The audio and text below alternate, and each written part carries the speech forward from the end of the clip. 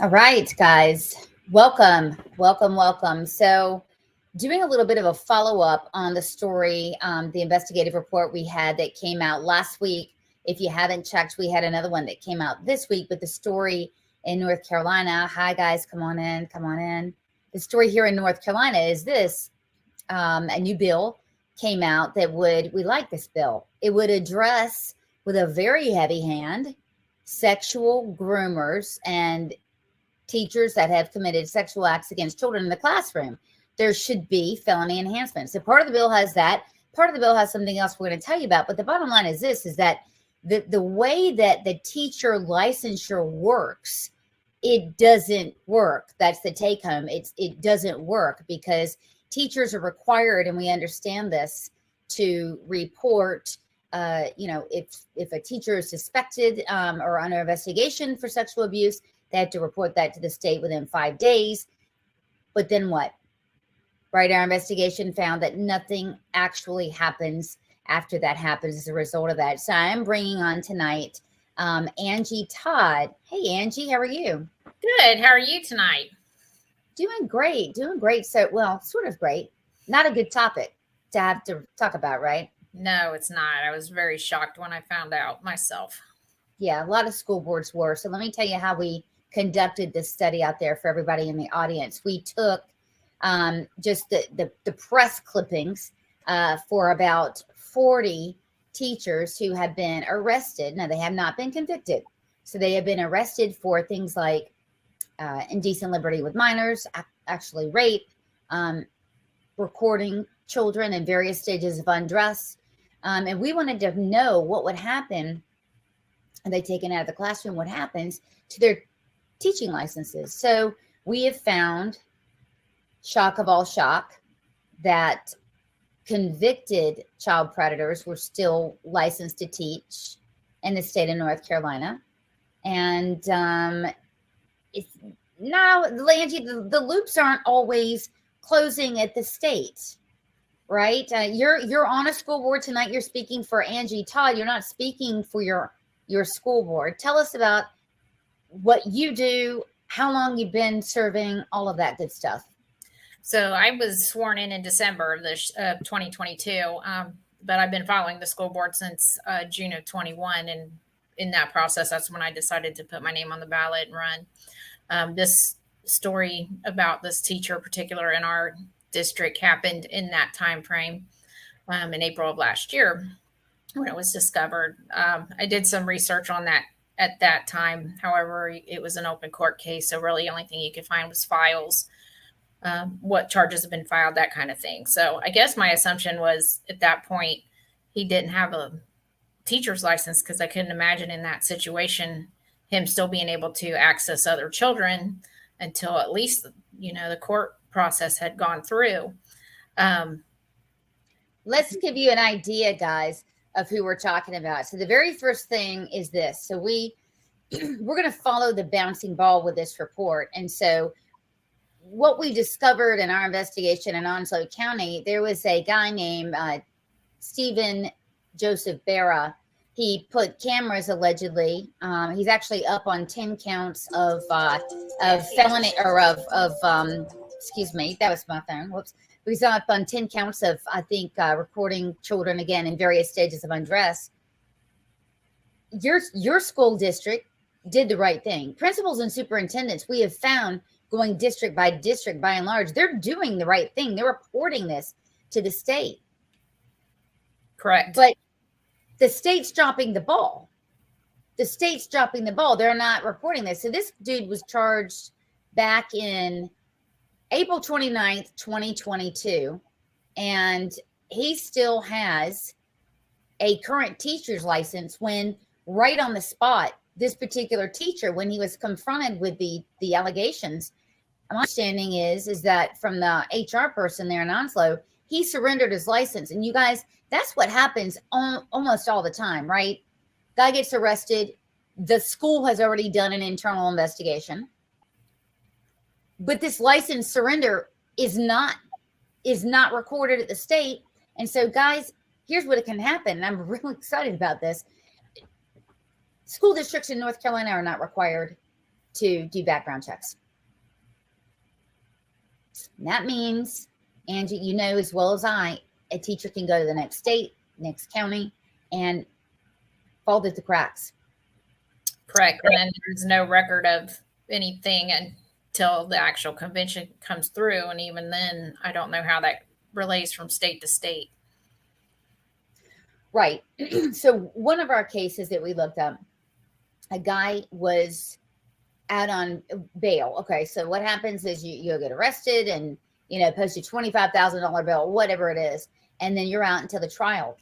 We have found on average there's 18 months between the time that a person is arrested and they go to trial. We found 3 years. We found a guy that was out for 3 years. Now, everybody in this country is absolutely guilty. And oh, by the way, most all the time, they will suspend a teacher with pay until an investigation can be completed if a teacher's arrested first, right? But if the investigation happens first and then the arrest, it's a little different. That's my understanding. Is that your understanding as well? Yes, I believe so. Yeah, because I mean, everybody's entitled, right, to to defend themselves. I mean, people make accusations, false accusation of a heinous nature all the time. It just concerns me to think that somebody would be able to go and access another school and other children, and unbeknownst to the school, because if they don't require the background checks, and that wouldn't even show at this point in the stage anyways, that it would, I feel like at the state level, that would be something you would want to suspend at least until you find out what the outcome of the court proceedings are. Yeah. Oh, absolutely. That is something that you would want to do for sure. And yet it's not being done. Let's talk about something else in this bill, because it's a very big deal. Part of the bill, enhances the felonies for teachers to physically assault children or to abuse children. And that's something that we have to have that. But the second part of it would make it a felony for principals, vice principals, HR people, and superintendents not to report to the state in 5 days. It's going to be a felony. Do you think that's fair? I don't think it's fair at this stage, because the state I don't feel like the state's done their part in protecting these children. So how can you put more pressure on the principals and superintendents when you're not holding yourself accountable at the state level? Well, yeah, I mean, that's just it, is that we're finding that, in case after case, to your point, schools are doing what they need to be doing. And I think, schools want to do a good job. They want these dirtbags out of the classroom. They want them incarcerated just as much as the public does. But, a school board chair made the point with me this afternoon. Why in the world are we going to be punished when nobody up at the state level is going to be punished? Why in the world do we have 5 days to get this report to the state when they're just going to sit on it? It just doesn't make any sense. And I agree. I think that the school level, they're thinking about the liability, not only just to the more harm of children if they're not doing their part, let alone the liability. So I would think that liability would also apply to the state in those same actions that they're expecting the school administration, superintendents, and principals to conduct. Well, I think liability will. Unfortunately, liability. Everyone give it up for iPhone 30. Sorry about that. I'm trying to do 10 things at one time. No, I think the liability happens when someone gets sued. Nobody wants that to happen. I believe, I think a class action lawsuit is going against Guilford County, as I understand it, as well as, of course, New Hanover. And I think in New Hanover, there were a few instances where there's something called pass the trash, you guys. Pass the trash means that schools, these teachers are passed district to district, kind of like the Catholic church scandal. And one of the ways you keep from doing that, Angie, is to make sure that at the state level, the job is done. Correct. And that was part of the reason why I sent an email this week with voicing my concerns to Eric Davis and Catherine Truitt and Allison at the legal department, because I feel like I don't want that responsibility to come back on Onslow County, because they did what they needed to do. Right. And so let me tell you what that would look like, you guys, just so we all know. So let's say that, you got a Principal Smith who, had an instance, God forbid, does happen, but had an instance of, sexual assault or whatever. He faxed in all the requisite paperwork, etc. And all of a sudden somebody's reading the reports, a month later, and then looks and his teacher's got their license, still in good standing. And there are a lot of them like that. We don't want the principal to get charged with a felony. Correct. There's an online system for a reason. If you're not going to use the online system, then why bother putting the law in there, right? Right. Yeah. And so I know the platform, we supported you in all fairness, but safety was a central part of your platform. Tell me what kind of policies you guys are looking to pursue to make the schools safer. We're looking at doing assessments, like threat assessments, as far as the risks go right now. I think those are in process, is my understanding. We are also looking at, I guess, same-sex searches was something that came up last week. So or last year. So we were working on stronger policies for that, and putting those in place. What does that mean? Because, all right. So we had a student, there was a question on whether there was the way it should have been handled at the time. Oh, I remember. Right. And so it was a disciplinary thing. Correct. Yeah. So Senator Lazara actually filed a bill that makes that a little stronger too. It hasn't been heard on the floor or anything yet. So we're actually going through our policies right now, and I tried to incorporate a couple of things that were from his bill that he filed, and then just basically putting more restrictions on how the same-sex searches are conducted within the schools. And that means, you guys, if somebody is suspected of having contraband, that a male has to check a male, a female has to check a female, and I believe there's got to be a witness there too, which makes total sense. Correct. It's supposed to be of the same sex as well. Okay. All right. So everybody in the room has to be of the same sex. Makes total sense. It would make me extremely uncomfortable to be frisked by yeah. And I think that the verbiage on what constitutes, I'm trying to think of the word, reason to conduct the search. The verbiage on that's a little more direct. It has to be something that's substantiated, not just something that was told to somebody. Yes. Okay. Before that can be done. I would like to see in the policy that the parents are called, or there's an attempt to make contact with the parent before that's conducted as well, especially if it's a very intrusive search. Well, yeah, it makes total sense. I mean, we understand that you need to do a search if you've got something in your waistband or whatever. But yeah, there's a way it's got to work. So I was struggling to find this, I'm trying to get on the screen. That's what I was monkeying around with. But this is the guy. Wait a minute. This isn't the guy. Hold on a second. Sadly, this is another guy that we actually even have to put up here. But I tell you, this is a guy from Lee County who, like Onslow, everything by the book. This guy surrendered his license. He's actually sitting in prison right now, surrendered his license, and still it says 6/30/2025. Now, we don't have to worry about him getting out because, as I said, you guys, this guy in particular, it's a really a very well publicized case. This killer, he's not going to present a threat to the public because I think his bond was, something like on the order of $2 million to make sure that he can't get out. And that's a very wise thing to do.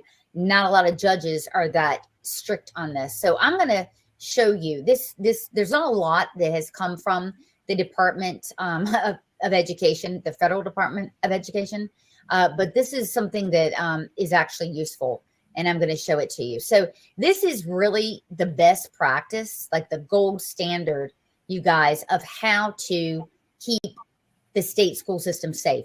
Number one, hiring right here. Ding, ding, we have a problem because in North Carolina, there is not mandatory fingerprinting and not mandatory criminal background checks. Now, before you get your teacher's license, yes, there is. And so that's one thing, but it doesn't matter because you're right. Because I mean, as we see, you can have a current license. We've proven that over and over again. And yeah, so, check certification status of applicants, eligibility for employment in prospective state, etc. Well, you know that they're going, that also includes at the state, right? Are you licensed, etc. Require the applicants to provide a statement disclosing any investigations, or suspensions. Again, Angie, that number one, that's supposed to be on the state website right there. Right. So there you go. This is something else. In the state of North Carolina, it is not required that you have to check with every single school person's worked with or work for. That's got to change. Disclosures, this would help, follow up, etc. A lot of this is saying, hey, we're going to rely on self-report. Now here is where it gets upsetting. Right here, when you go to this gray part, whoops, every time I enlarge it, you guys can't see it. So this is where the state is falling down. Require school district state employees to report sexual misconduct to local law enforcement check agency, Title IX coordinator, and the state teacher licensing administrator under law. That's Catherine Truitt. She probably has people on like her ethics department internally do that, but that's failing right there. Right. Yes. So the second part, require SEA, you guys, that state education agency, to investigate allegations of sexual misconduct, take disciplinary actions against applicants, former employers, current employers for not complying with a statute, monitor statewide criminal justice, public safety, and teaching licensing database. Catherine Truitt, it's her responsibility, is failing to do that. Eric Davis is the board chair. He takes responsibility for this also, right there. It's upsetting because I can't imagine children being put in that path of someone needlessly for no reason. Well, here's the thing. Truitt made a very good presentation, actually, I thought, to the K through 12 Education Committee last week, and she said, "Look, we have some heinous teachers out there doing these things. They're a tiny minority. We know that." And she said that I, Catherine Truitt, investigate these things and I sign off on them. Right there, she admits she's being sent the required documents. She's not doing the investigations. So how do you think we can change that at the local school board level? Do we just send emails asking these questions, or demand it? This happened. We did our part and demand it. So if you're listening tonight and you're on a school board, because I've got, a lot of school board members increasingly are coming to us, and yeah, they're like you. They're like, we're doing our part. What the hey? Talk to your rep. So you've already talked to your rep and talk to Truitt. Okay. We've been very upfront with our contention that Catherine Truitt has to go. The very minimum she's not doing. The must-haves is not happening. Let me give you an example on how her data is reckless and irresponsible. She came in front of the committee and said from 2016 until now, there's been 124 either suspensions or voluntary surrenders or revocations. There's been 216 actually. So the number's completely wrong. Out of that 216, only 37 are hers. So the last guy had the lion's share of it, and I want to say he had about 180 during his 4-year tenure. So it's not making sense. It's completely reckless and irresponsible. So ultimately, we've got to have somebody run against her. Yeah, and I'm kind of baffled at when he voluntarily gave up his license. At that point, that should have superseded anything else, and it should have been entered into the website. Absolutely. We have a conviction. We have a guy who's been convicted. He's on the sex offender registry. He still has a license in good standing with the state. And by the way, he got a 30-month suspended sentence, you guys, for 4 counts of indecent liberties with a child, 1 count of felony meth, and 1 count of soliciting a child for sex.